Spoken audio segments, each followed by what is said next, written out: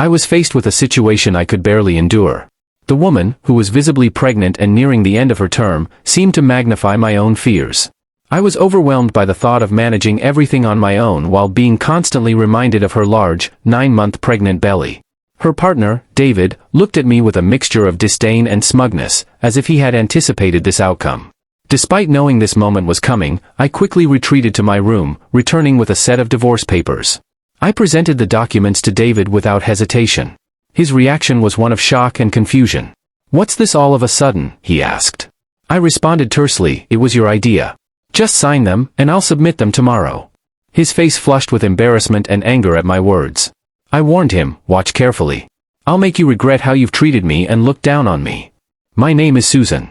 I'm 27 years old and a housewife. 2 years ago, while working for a mobile company, I met David, my boss, who was 3 years older than me. Our professional relationship quickly evolved into a romantic one, and we got married. David had been a supportive mentor and friend, guiding me through my work tasks. When he asked me out, I was overjoyed, especially since I had never been in a relationship before. Admittedly, I was more interested in cartoon characters than real men, but seeing my peers marry made me feel pressured. I promised myself that David would be my first and last love, and I was thrilled when our relationship progressed to marriage. David was attractive and popular among our female colleagues, and I took pride in being his wife. Our wedding garnered many congratulations and well wishes, and I felt immense happiness, unaware of what lay ahead. The day after our marriage registration, David surprised me with an unexpected demand. "Now that we're married, you're expected to quit your job," he said. "I want my wife to focus solely on the home. Don't worry, I can support us." I was taken aback.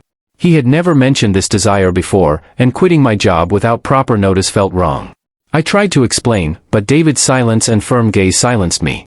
"I should have told you earlier, but it's too late now. Starting tomorrow, you don't need to work. I'll handle the handover," he insisted. David's abrupt decision left me feeling dizzy and disoriented, but his authority as my former boss made it hard to argue. I reluctantly resigned from my job and committed myself to our home. I tried to meet his expectations by cooking his favorite meals, hoping for some acknowledgement. Despite my efforts, David never commented on the food. I longed for a bit of appreciation, especially after losing the recognition I once had from my job. One day, I asked David if my jacket was clean, as I had an important meeting the next day. "Yes, of course," he replied, displaying his typical commanding attitude. I reminded myself of how fortunate I was to be married to him and continued to strive to meet his expectations. Without a personal income, I relied entirely on David. Our relationship often felt more like a boss-employee dynamic rather than a partnership. Our married life was relatively smooth until one day when I fell ill and couldn't get out of bed. Weak and unable to do housework, I planned to catch up the next day. David came into the room, visibly angry, and demanded, "What are you doing? Get up and make some food." He kicked the blanket off me.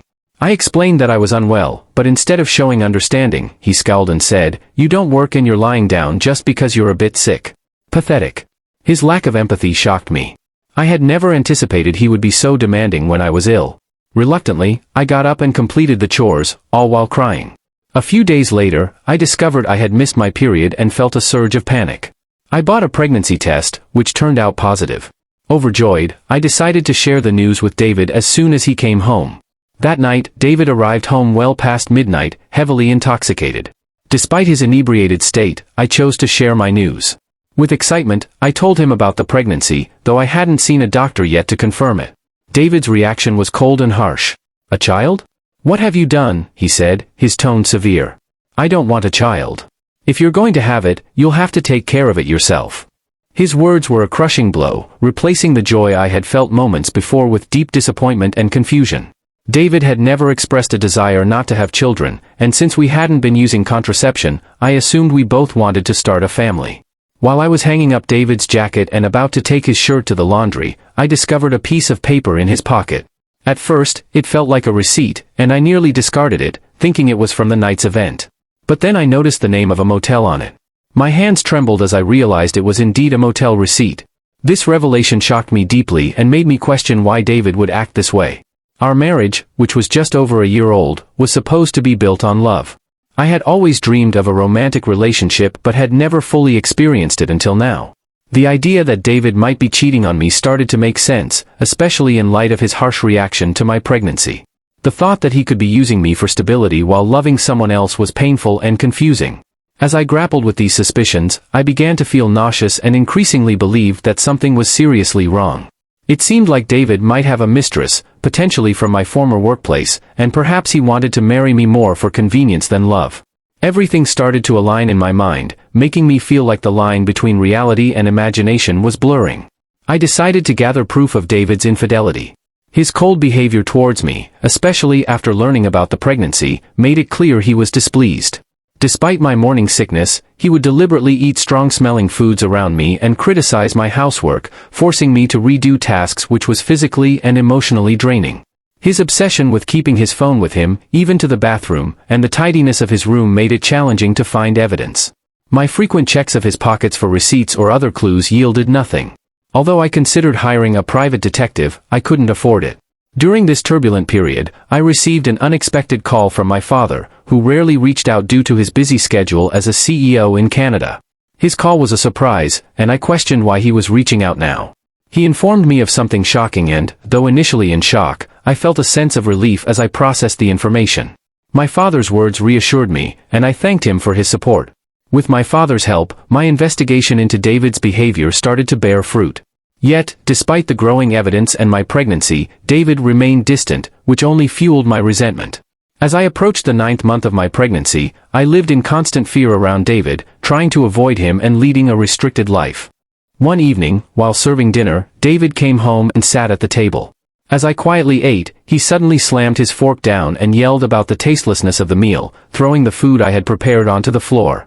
His outburst was shocking and confusing, especially as I had been using less seasoning to make the meals healthier for everyone during my pregnancy. If he didn't like the taste, he could have added salt himself, but there was no need to throw the food. David then sneered at me and made a hurtful comment, saying, "I don't want a woman with a belly like a monster. You'll have to raise the kid by yourself." His cruel words confirmed my worst fears. I had hoped for a different outcome, but the situation had escalated. I quickly went to my room, retrieved some documents, and returned to present them to David. "These are the divorce papers," I said, pushing the documents toward him. David looked stunned and asked what was happening. I told him it was his idea and urged him to sign the papers so I could file them the next day. I had been contemplating divorce ever since I suspected David was being unfaithful, especially with a baby on the way. Initially, I was uncertain about managing on my own, but as time passed, I developed a new plan. My newfound determination seemed to enrage David. His face turned a deep red with rage as he said, "Just wait. I'll make you regret every moment you look down on me and try to control me. Do you really think you can manage without me? You'll have a baby to care for, and you'll regret it." Despite his threats, I remained steadfast and assured him, "I'll be fine. Don't worry about me." Annoyed by my resolve, David grabbed the divorce papers and began filling them out. "Here you go. If this is what you want, it's yours," he said, his frustration palpable. I thanked him and took the papers, though I'm sure he didn't expect me to actually go through with it. He handed them over with minimal fuss. The following day, I submitted the divorce papers and left the house. I knew David would be surprised to come home from work and find me gone. I moved in with my parents, as my father had recently returned from Canada and suggested I stay with them. It was the right decision for me, given my dissatisfaction with life with David. I was deeply grateful for my father's support. On the day I left, David tried calling me 3 times, but I ignored each call. Eventually, he stopped calling, and it became clear that I meant little to him. He was probably content with his mistress and might even have been planning to remarry. I resolved to move on from David. 6 months later, I had a healthy baby and was happily living with my parents. Life had taken a peaceful turn, and I was content. However, David called me again. At first, I ignored his calls, but after he persisted, I answered, "Hello, what do you want now?" David's voice was filled with surprise and anger. "Hey, what's going on? Why were you on that show? And since when are you the daughter of a CEO with millions of dollars?" It turned out he had seen a TV show about my family's lifestyle. The show had aired after I moved back with my parents and featured the luxurious lifestyle of CEO families. They had filmed at our house, discussing our family's wealth, which was estimated at around $10 million. I was surprised David had seen the show, but it showed the power of television. I added, "Oh, by the way, I didn't mention that I inherited $40 million, which is why I was able to divorce you." My father had informed me of this inheritance, which gave me the confidence to live comfortably after leaving David. David's reaction was immediate and furious. "What? That's unfair. Why didn't you tell me about this before? Half of it is mine. Give me the money now. I replied calmly, just as I suspected, now that you've seen the show, all you can think about is getting money from me. Gifts from parents aren't included in the property division. And don't forget your own actions, David. Confused, David asked, what are you talking about? I'm tired of your anger, David. You called me, so you should know you can't blame me for what you did. You cheated, didn't you? With your new wife, who's a junior from your company. Before we were married, David was clearly shocked by what I knew about him. I finally had the upper hand when I revealed that my father had numerous connections within David's company, and one of them had informed me about David's affair. Although I hadn't mentioned it before, I made it clear that I would be demanding child support. David, still in denial, argued, stop kidding. Why should I pay child support? It's all your fault, you got pregnant on your own and didn't keep up with the housework. It's your fault. I was stunned by his refusal to take responsibility and his tendency to blame me. I couldn't believe I had ever been married to someone so unreasonable. It was evident I had made the right decision to leave him. David complained, I'm broke. My wife spent all my money, and now I'm in debt. But his pleas didn't move me. I was enraged and incredulous at his refusal to acknowledge his mistakes. I had no desire to deal with someone so unreasonable ever again. Gripping my phone tightly, I prepared to end the conversation, saying, what are you talking about? Do you even realize how ridiculous you sound? I never want to deal with you again. I'll have my lawyer handle the child support. Don't call me again, and you won't see the child anymore. Goodbye. After expressing my frustration, I quickly hung up and blocked David's number, taking a deep breath and feeling a sense of relief. It was over now, and I hoped not to receive any more calls from him. I was determined to protect my peaceful life. Just then, I heard my baby crying from the other room and rushed to comfort them. It turned out that David did start paying child support every month. A former colleague mentioned that David's new wife was a big spender, and he ended up using debt to cover his living expenses. It seemed David had hoped to get a share of my inheritance by reaching out to me, but since he didn't receive any money, he faced more expenses than his income could handle. His financial struggles were exacerbated by his delay in finding a new job after leaving his previous one. Hearing this did not make me feel sorry for him. I felt he deserved the hardships he was facing. The harsh words and cold behavior he showed me were unforgettable, and I hoped he was getting what he deserved.